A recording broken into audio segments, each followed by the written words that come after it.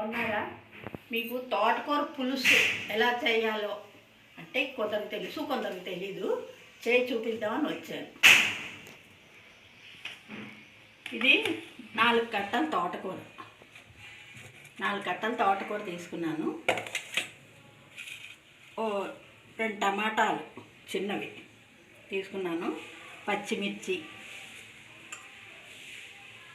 చింతపండు నానబెట్టుకున్నాను. ఇప్పుడు కొంచెం పుల్ల మజ్జిగ, కొంచెం ఆవాలు, దీనిలో కొంచెం శనగపప్పు కూడా నానబెట్టి రుబ్బుతారు, కానీ నేను శనగపప్పు నానబెట్టలేదు.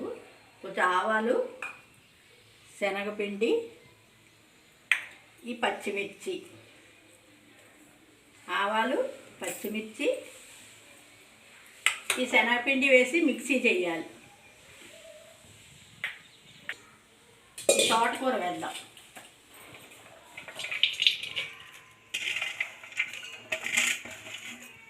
తోటకూర, పచ్చిమిర్చి, టమాటా వేసి కొంచెం నీళ్ళు పోసి స్టవ్ మీద పెట్టాలి.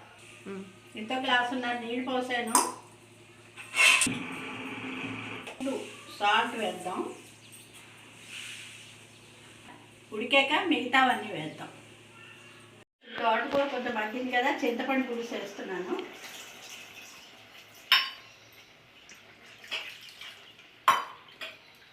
స్పూన్ సాల్ట్ వేసాను కదా, ఇంకొక 1.5 వేద్దాం.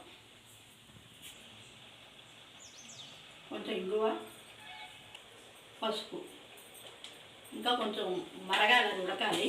తర్వాత మిగతా ప్రాసెస్ చేస్తాం. ఇప్పుడు ఈ పుల్ల మజ్జిగ ఉంది కదా, పుల్ల మజ్జిగలో రుబ్బుకున్నాం కదా, ఆవాలు, పచ్చిమిర్చి, కొంచెం శనగపప్పు బదులు శనగపిండి వేసాను.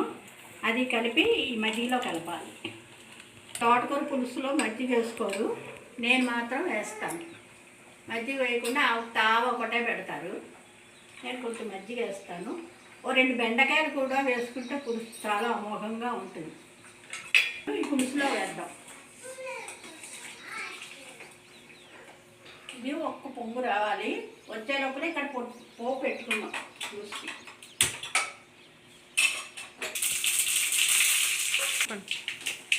పులుసు మరుగుతుంది. ఆవ పెట్టాం కదా, పులుసు మరిగింది. స్టవ్ ఆఫ్ చేద్దాం. ఈ ఆవాలు, మిరపకాయ, ఎండుమిర్చి,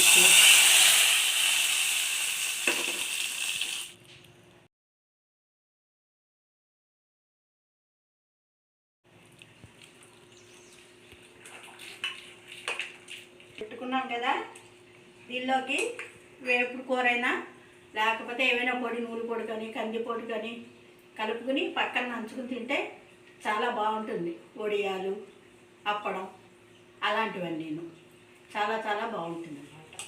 ఇంకా పాటోళి నంచుకుంటే, ఇంకా పాటోళి చేసుకుంటే ఇంకా బాగుంటుంది. ఈ మాట చేస్తా. మీరు కనుక మీరు ఇలా చేసుకుని నచ్చితే కనుక నాకు లైక్ కొట్టి